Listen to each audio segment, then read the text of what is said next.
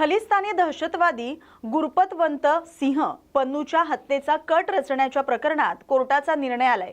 या प्रकरणात भारतीय नागरिक निखिल गुप्ता यांना 24 वर्ष तुरुंगवासाची शिक्षा सुनावण्यात आली। सुनावणी दरम्यान निखिल यांनी कोर्टात आपला गुन्हा कबूल केलाय। कोर्टाच्या या निर्णयानंतर भारत-अमेरिका संबंध पुन्हा बिघडणार का अशी चर्चा आता सुरू झाली आहे। अमेरिका निखिल गुप्ता यांच्या कबूलनाम्याचा शस्त्रासारखा वापर करू शकते। खलिस्तानी दहशतवादी गुरपतवंत सिंह पन्नूच्या हत्येच्या कटावरून या आधीच भारत आणि अमेरिकेमध्ये मतभेद आहेत। बऱ्याच काळानंतर अमेरिका आणि भारत संबंध ट्रॅकवर येत आहेत। निखिल गुप्ताने तत्कालीन भारतीय सुरक्षा अधिकारी विकास यादव यांच्या निर्देशावरून हा कट रचला होता। अमेरिकी कोर्टात निखिल गुप्ता यांच्या कबूलनाम्यामुळे या संपूर्ण प्रकरणाला एक नवीन वेगळं वळण लागलं। त्यामुळे अमेरिकेच्या कारवाईवर भारताची आता नजर असणार आहे। अमेरिकेत वॉन्टेड असलेल्या विकास यादवला दिल्ली पोलिसांनी 18 डिसेंबर 2023 रोजी अटक केली होती। अमेरिकेची गुप्तचर यंत्रणा FBI कडून विकास यादवचा फोटो रिलीज करण्यात आला होता। FBIचं म्हणणं आहे की विकास यादवच्या सांगण्यावरून निखिल गुप्ताने पन्नूच्या हत्येचा कट रचला होता। एप्स्टीनशी असलेल्या कथित संबंधाबद्दल वाढत्या जागतिक दबावानंतर दुबईच्या प्रमुख बंदर कंपनीच्या प्रमुखांनी राजीनामा दिलाय। गुंतवणूक ठप्प होण्याच्या धोक्याच्या इशाऱ्यादरम्यान कंपनीने नवीन नेतृत्वाची नियुक्ती केली। या घटनेची जगभरात मोठी चर्चा सुरू झाली आहे। अमेरिकेतील लैंगिक गुन्हेगार जेफ्री एप्स्टीन याच्याशी संबंधित कागदपत्र पुरावे समोर येताच जगभरातील अनेक मोठे महत्त्वाच्या व्यक्तींची नावे देखील समोर येत आहेत। आखाती देशांमधील मोठ्या व्यक्तींबद्दलही प्रश्न उपस्थित केले जात आहेत। विशेष म्हणजे याच प्रकरणात आता दुबईतील एका मोठ्या उद्योगपतीला राजीनामा द्यावा लागलाय। रिपोर्ट्सनुसार तो एप्स्टाईन सोबत व्यवसायाच्या संधी शोधण्याचा प्रयत्न करत होता, तसंच महिलांबद्दल चर्चा करायचा। त्या दरम्यान त्याने एकदा 100% रशियन महिला असा उल्लेख केल्याची माहिती देखील समोर आली। दुबईतील एका प्रमुख बंदर आणि लॉजिस्टिक्स कंपनीचे अध्यक्ष आणि मुख्य कार्यकारी अधिकारी सुलतान अहमद बिन सुल्यम यांनी आपल्या पदाचा राजीनामा दिलाय। त्यांच्या नावाभोवती वाद वाढत असताना आणि आंतरराष्ट्रीय दबाव वाढत असताना हा निर्णय घेण्यात आलाय। या कंपनीचा व्यवसाय कॅनडा आणि भारतासह अनेक देशांमध्ये पसरलेला आहे। म्हणूनच या घटनेकडे जागतिक व्यावसायिक जगात एक मोठा बदल म्हणून पाहिलं जाते। जगभर खळबळ उडवून देणाऱ्या एप्स्टीन फाईल्समध्ये नाव आल्यानं प्रसिद्ध गुंतवणूक बँक गोल्डमन सॅक्सच्या मुख्य कार्यकारी सल्लागार आणि तत्कालीन राष्ट्राध्यक्ष बराक ओबामा यांच्या व्हाईट हाऊसमधील माजी वकील कॅथी रुएमलर यांना शुक्रवारी राजीनामा द्यावा लागलाय। दिवंगत आर्थिक गुन्हेगार जेफ्री एप्स्टीन यांच्यासोबत रुएमलर यांचे जवळचे संबंध असल्याचे ईमेल संवादातून स्पष्ट झाले।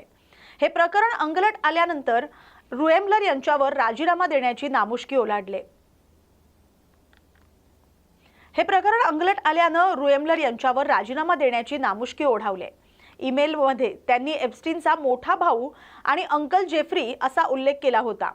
एवढंच नाही तर एप्स्टीनच्या लैंगिक गुन्ह्याचे गांभीर्य कमी करण्याचा प्रयत्न रुएमलर यांनी केल्याचं काही वृत्तसंस्थांनी म्हटलंय। राजीनामा देण्यापूर्वी त्यांनी एप्स्टीन फाईल्सशी आपला संबंध नसल्याचा दावा केला होता। मी एप्स्टीन सोबत कोणताही ईमेल किंवा पत्रव्यवहार केला नसल्याचं त्यांचं म्हणणं होतं। राष्ट्राध्यक्ष बराक ओबामा यांच्या कार्यकाळात रुएमलर या व्हाईट हाऊसच्या मुख्य कार्यकारी सल्लागार होत्या। 2020 पासून त्या गोल्डमन सॅक्समध्ये सर्वोच्च कायदेपदी होत्या।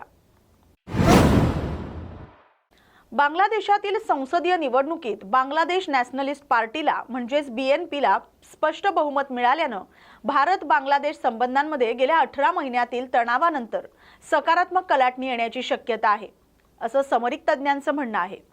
2 दशकांनंतर BNP पुन्हा सत्तेत येण्याच्या मार्गावर आहे। ऑगस्ट 2024 मध्ये विद्यार्थ्यांच्या आंदोलनानंतर शेख हसीना यांच्या 15 वर्षाच्या राजवटीचा अंत झाला आणि त्यानंतर निर्माण झालेली राजकीय पोकळी, अस्थिरता आणि अल्पसंख्याकांवरील हल्ल्यांच्या पार्श्वभूमीवर ही निवडणूक पार पडली। या विजयाचं भारतीय राजनैतिक वर्तुळात सकारात्मक स्वागत होतंय। अनेक माजी भारतीय राजदूत आणि सामरिक तज्ञांनी या निकालाला बांगलादेशच्या जनतेसाठी आणि भारत-बांगलादेश संबंधांसाठी शुभवार्ता असं म्हटलंय। भाजप खासदार आणि माजी परराष्ट्र सचिव हर्षवर्धन श्रुंगला यांनी या निकालाला चांगली बातमी म्हटलंय। हे केवळ बांगलादेश आणि तेथील जनतेसाठीच नव्हे तर बांगलादेशचे मित्र असणाऱ्यांसाठीही चांगलं आहे। जनतेच्या भावना या निकालातून स्पष्ट झाल्यात असं ते म्हणालेत। माजी उच्चायुक्त वीणा सिकरी यांनी जमात ए इस्लामीला जनतेनं नाकारले, बीएनपीला 2/3 बहुमत मिळणं म्हणजे लोकशाही मूल्यांना पाठिंबा असल्याचं नमूद केलंय। बीएनपीच्या विजयाबद्दल काँग्रेस अध्यक्ष मल्लिकार्जुन खरगे यांनी लोकशाही सर्वसमावेश बांगलादेशाला भारतीयांचा पाठिंबा राहील अशी प्रतिक्रिया दिली आहे। भारत आणि बांगलादेश यांच्यात इतिहास, भाषा, संस्कृती आणि विविध सामायिक मूल्यांचं घट्ट नातं असल्याचं त्यांनी म्हटलंय। नव्या सरकारसोबत द्विपक्षीय संबंध अधिक दृढ करण्याची चीनची तयारी आहे। चीननं ही तयारी दर्शवली आहे। चीनच्या परराष्ट्र मंत्रालयानं चीन बांगलादेशच्या अंतर्गत राजकीय अजेंड्याला पाठिंबा देतो आणि चीन बांगलादेश रणनीतिक सहकार्य भागीदारी पुढे नेण्यासाठी ढाकासोबत काम करण्यास तयार आहे असं म्हटलेलं आहे। पाकिस्तानचे पंतप्रधान शहबाज शरीफ यांनी रहमान यांना विजयाबद्दल शुभेच्छा दिल्यात। दक्षिण आशिया आणि त्या पलीकडे शांतता, स्थैर्य आणि विकासासाठी द्विपक्षीय संबंधांना अधिक मजबूत करण्यासाठी नव्या नेतृत्वासोबत काम करण्यास पाकिस्तान उत्सुक असल्याचं शरीफ यांनी म्हटलेलं आहे। जगासाठी गूढ आणि दहशतीचा केंद्रबिंदू असलेल्या उत्तर कोरियामध्ये आता सत्तेच्या बदलाचे वारे वाहू लागलेत। हुकुमशहा किम जोंग उन यांनी आपली 13 वर्षाची मुलगी किम जे जू ए हिला आपला वारसदार म्हणून घोषित करण्याची तयारी पूर्ण केली। विशेष म्हणजे ज्या देशात महिलांच्या अधिकारांवर अनेक निर्बंध आहेत, तिथं किम जोंग उन आपल्या मुलाला डावलून मुलीला का प्राधान्य देत आहेत याच्या चर्चेनं जागतिक राजकारण ढवळून निघालंय। उत्तर कोरियाच्या इन्साइडर अहवालानुसार किम जोंग उन यांच्या कुटुंबात पारंपरिक शालेय शिक्षणाला फारसं महत्त्व दिलं जात नाही। किम जोंग उन हे स्वतः देखील फारसे शिकलेले नाहीत। त्यांनी लष्करी महाविद्यालयातून शस्त्र चालवण्याचं प्रशिक्षण घेतलंय। अगदी त्याच पावलावर पाऊल ठेवून त्यांची मुलगी किम जू ए हिला देखील शाळेत पाठवलं जात नाही। उत्तर कोरियातील शाळेत मुलींना केस कानाखाली येतील इथपर्यंत कापण्याचे कडक नियम आहेत। मात्र किम जू ए नेहमी मोठ्या केसांमध्ये आणि स्टायलिस्ट कपड्यांमध्ये दिसते, ज्यावरून ती शाळेत जात नसल्याचं स्पष्ट होतंय। तिचे प्राथमिक शिक्षण तिच्या आईच्या देखरेखीखालीच झालेलं आहे। किम कुटुंबात घोडेस्वारीला सत्तेचं आणि प्रतिष्ठेचं प्रतीक मानलं जातं। किम जो उन स्वतः उत्तम घोडेस्वार आहेत आणि त्यांनी आपल्या मुलीलाही यात पारंगत केलंय। किम जू ए हिला घोडेस्वारी आणि स्कीइंगचा प्रचंड छंद आहे।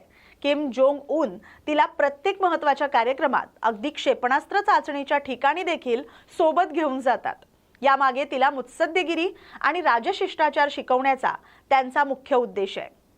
मात्र त्यांच्या मुलाला त्यांनी का नाकारलं याबद्दलही तुम्हाला प्रश्न पडला असेल, त्याचंही कारण आपण जाणून घेऊया। किम जोंग उन यांना 3 अपत्य असल्याचं बोललं जातंय। मग मोठा मुलगा असताना मुलीचीच निवड का?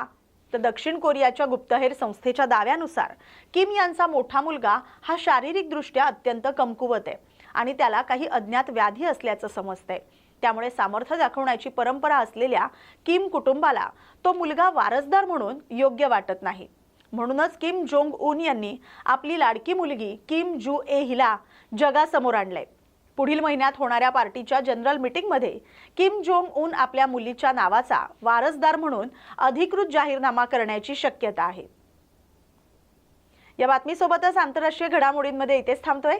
अशाच महत्त्वाच्या बातम्यांसाठी पाहत राहा न्यूज मराठी 24/7। नवा भारत, नवा विचार।